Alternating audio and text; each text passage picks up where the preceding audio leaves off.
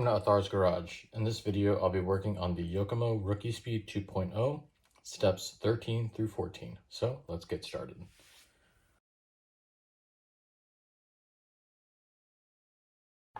All right, so we're gonna build some shocks.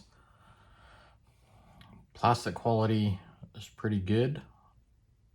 I'm excited to see how these plastic shocks hold out and if they do all right. But the mold and everything looks pretty good. There's no flashing on the inside. So I'm just gonna build one shock in this video and then I'll build the rest quickly so the video isn't too long. So let's go ahead and get one of everything off the parts tree and then we can start our build for the shock.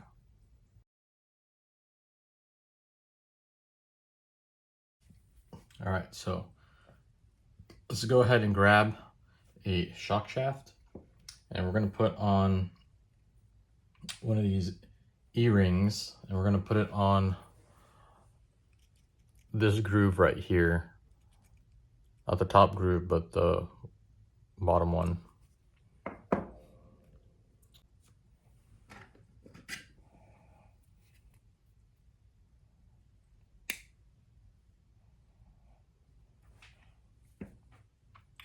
Next, make sure that your piston is free of any burrs or flashing. The outside of the piston looked pretty good. The only thing is when I took it off the parts tree, I had a little bit of the flashing. So I took a nail file and just sanded it down. There is a groove on the piston on one side, as you can see there. I believe that's going to face down. It doesn't show it in the manual, so we're going to face that down, and then we're going to install another E-clip.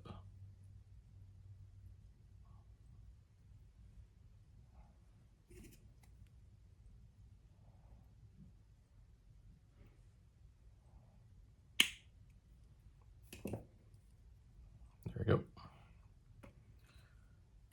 Make sure that it fits in the shock body well. There's no unnecessary friction. So we can go ahead and just install the shaft. Next, we're going to install the O-ring, the shaft guide, which is this piece here, and take note of the orientation. So this larger on this side is going to face up, and this side here will face down. So just take note of that. And as we install the O-ring, I would highly recommend using some type of shock O-ring grease, either the ProTech Premier Blue, some green slime. I'm using the Yeah Racing shock grease. That's what they had at the shop when I got this bit, and it's been really good. So I would highly recommend doing this. Make sure you put a lot on it. People have been saying that these shocks do leak, and this is something that's absolutely necessary to do. So let's go ahead and stick on this O-ring.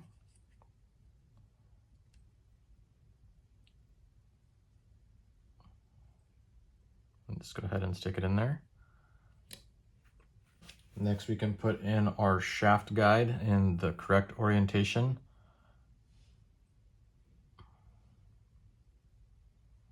And then we can install our O-ring cap.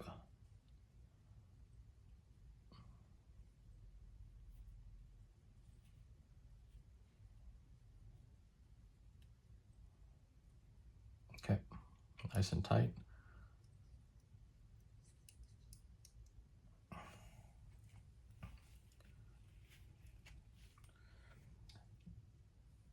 Next, we can install our adjustment nut. I'm curious how this is going to work out since there's no O-ring in this collar. So hopefully there's enough friction in the threads to keep it in place. There's not a lot of friction there. I have some ideas on what might help. Either putting like a little rubber band tightly on here that might prevent this from adjusting as you drive. Maybe a small spot of hot glue on top might help as well.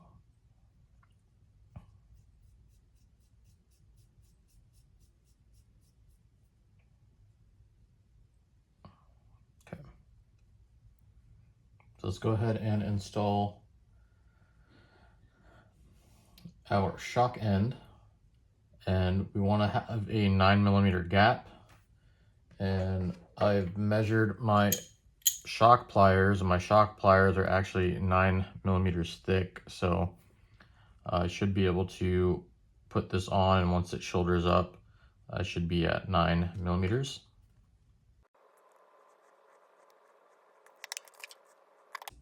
Right at 9. Now we can get our shock stand, and I'm going to use my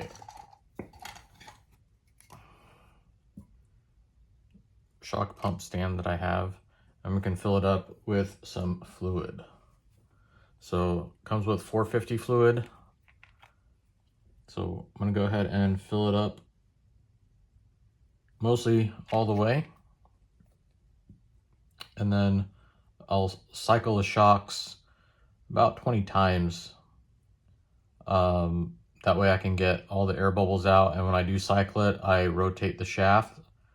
That I believe helps get more air bubbles out. And then you could use a pump to extract the air bubbles quickly, or you could just let it sit for 30-40 minutes. And for now, I'm just going to let it sit while I build the rest of my shocks, and then we'll continue. So it'll be a moment for you, but it'll be a little bit for me. All right, and we're back. All the shocks have been resting for a while, and we can kind of move forward. Now we're going to prepare the shock cap.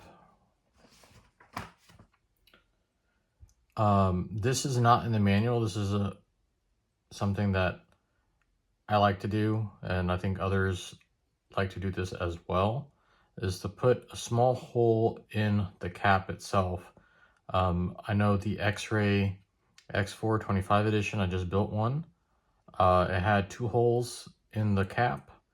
It prevents any trapped pressure between the bladder and the shock cap, so you don't have a shock that has like built-in rebound because of it. So I'm going to go ahead and put a hole in the cap. 1 hole is probably sufficient, but I think I'm going to go ahead and do 2. And this is just a 1mm drill bit that I'm using.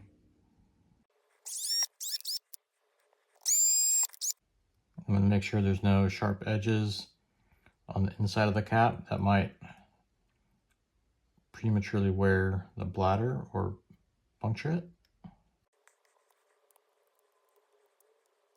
So now this cap is ready to install. And so I'll just build a complete 1 shock, and then we'll move on to the next step.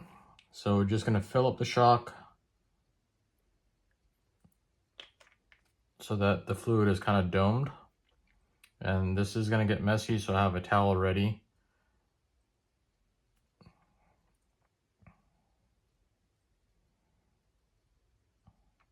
And what I like to do is I like to stroke the shock about halfway,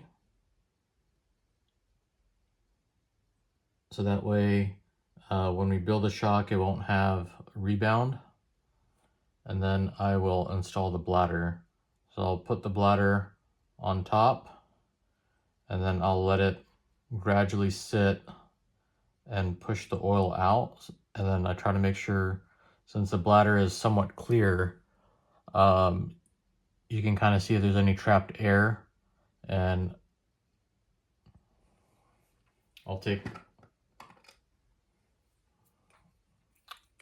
an Allen wrench and just kind of help push it down.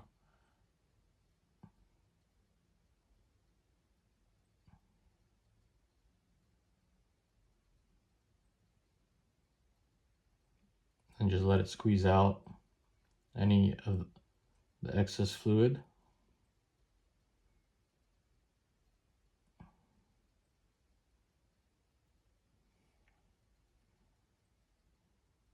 Okay. So now we have our shock cap.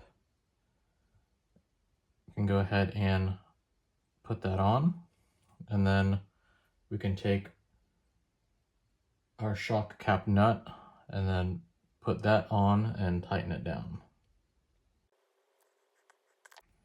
And then just wipe off the excess oil that came out.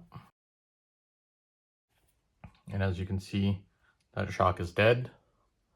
So there we go. So now this shock is ready to fully assemble. So we're going to go ahead and throw on the spring, and then we're going to install the spring perch. Just like so. So now we need to install the rod end ball, and you can use your shock pliers to pop that in.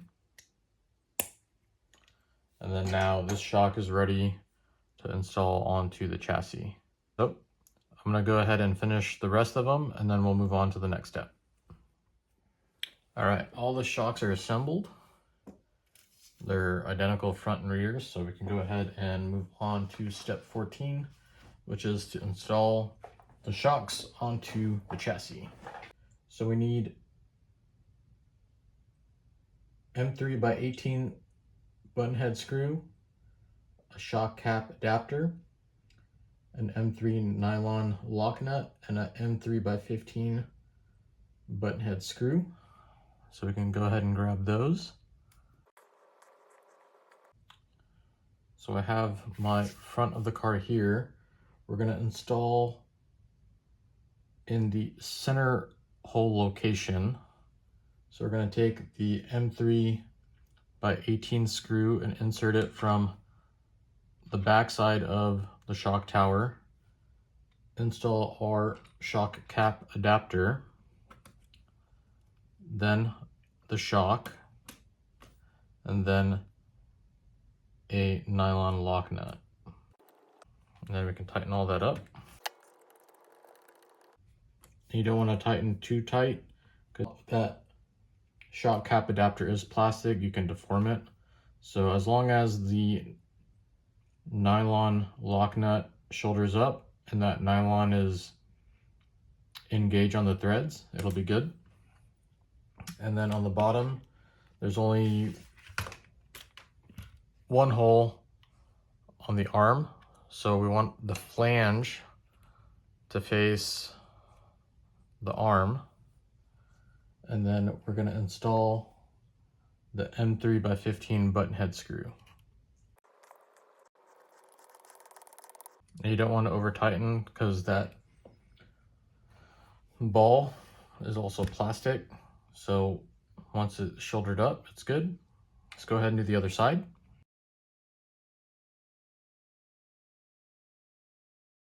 Our front is done. Now we can move on to the rear.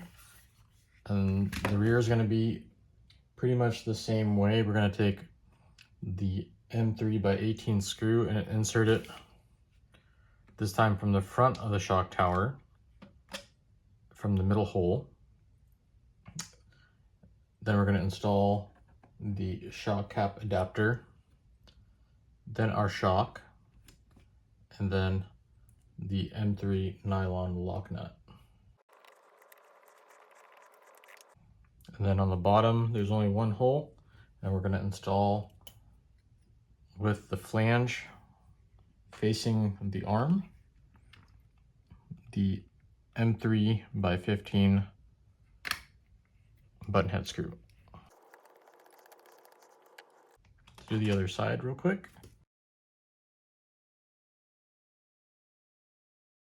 All right, so that's it for step 14. The shocks are now installed onto the chassis. I'm super excited.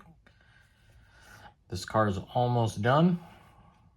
Thanks for watching. I hope you enjoyed the video. Please like and subscribe if you did.